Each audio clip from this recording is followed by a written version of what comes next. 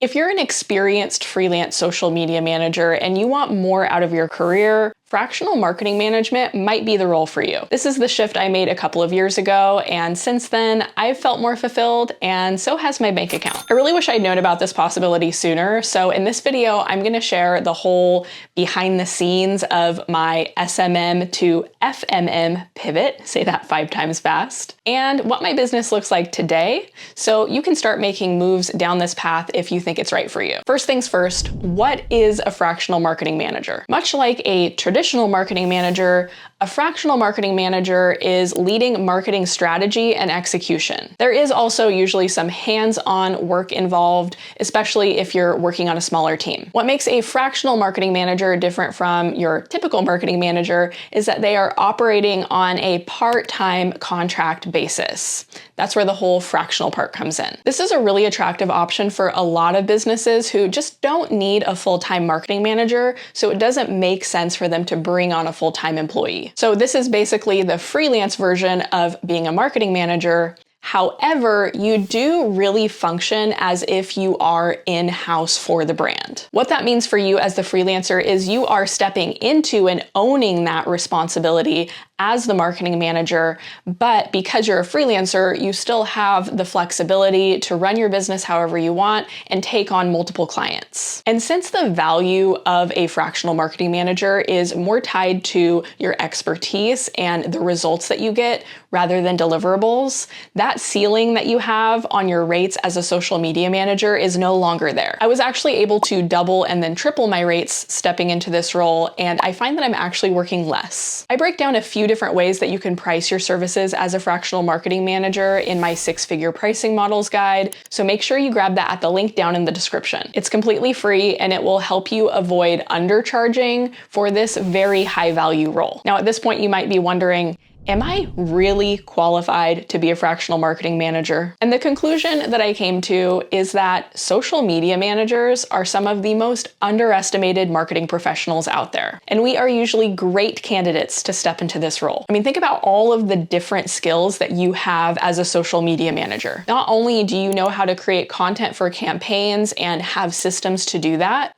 but you know how to do it strategically so that it actually moves the needle while staying on brand. You also have analytical skills, so you know how to identify what's working and what's not. You are also on the front lines of brand communication, and you have intimate knowledge of what resonates with their audience. And if your social media career has been anything like mine, you have picked up on a bunch of different skills and business functions that maybe technically fall outside your scope, but that has given you a lot of awareness of what works in your clients' businesses and ways that they can improve their marketing. All of this is exactly what most businesses need in a marketing manager. Now, you do need a fair amount of experience because as a manager, you need to have knowledge of the different marketing functions. So not just organic social, but paid social and paid media, as well as things like SEO and email marketing. You don't need to be an expert in those things. You just need to know enough, or as I like to think of it, be dangerous enough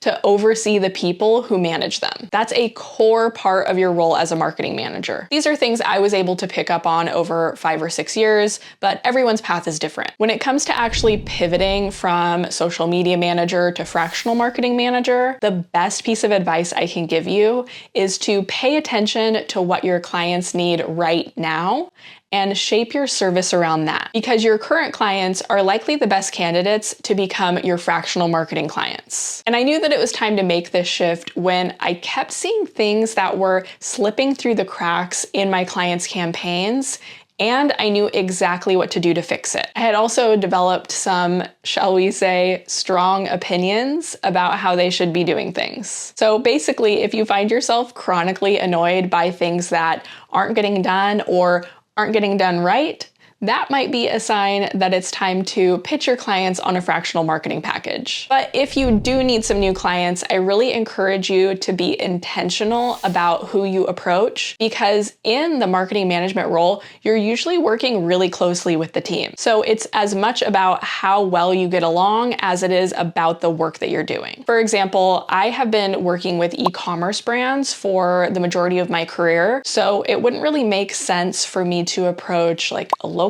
business or like an online coach or something like that, because while I probably could figure it out, the strategies and the tactics that they use are going to be completely different. And like the playbook that I already have in my pocket isn't really going to serve them that well. So I'm just honestly not the best candidate, and I'm not going to waste their time or mine. That's why I say to look to your current clients first. And if that's not working, or you just need to grow your client roster, then look for businesses that are similar to the ones that you've already helped. If you really want to know if being a fractional marketing manager is right for you, I think it helps to know what a day in the life looks like and how it's different from strictly managing social. I think the biggest change is that I now spend most of my time coordinating and communicating with the team rather than focusing on deliverables and creating content. This can definitely fluctuate because I still own the social media management process for my clients, and depending on the business needs, I might be creating some different assets for ad campaigns and things like that. So like Black Friday is an example of when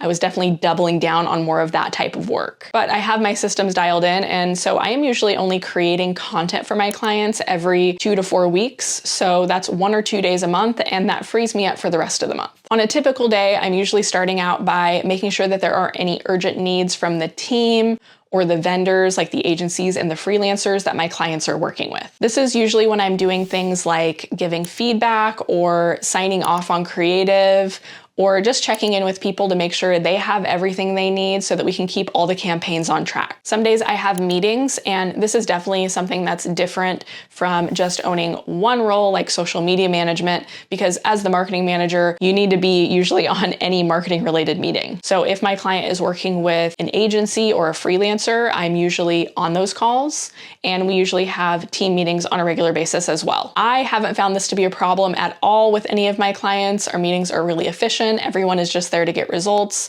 and I really don't mind hopping on calls and seeing people that I enjoy working with. As the marketing manager, you need to keep your eyes on the different functions and marketing activities. So I'm usually doing a quick analytics check-in most days, hopping into Shopify or Google Analytics, just making sure there aren't any big red flags. I'm also in Asana, checking on any projects that are there for myself or others, and just making sure everyone's on track. And of course, I'm responsible for reporting and strategy, which is something that we touch base on every month, and we usually do a deeper dive on once a quarter. And I'm always taking notes and keeping track of things that we should take into consideration for the strategy. I think the reason I find this more fulfilling than only managing social media is because I had honestly outgrown that role, and I did need a bit more of a challenge. I also hated seeing my clients waste money on things that weren't working and missing opportunities just because they needed a little bit more help. I honestly haven't found widening my scope to be overwhelming at all. It really just feels like a natural extension that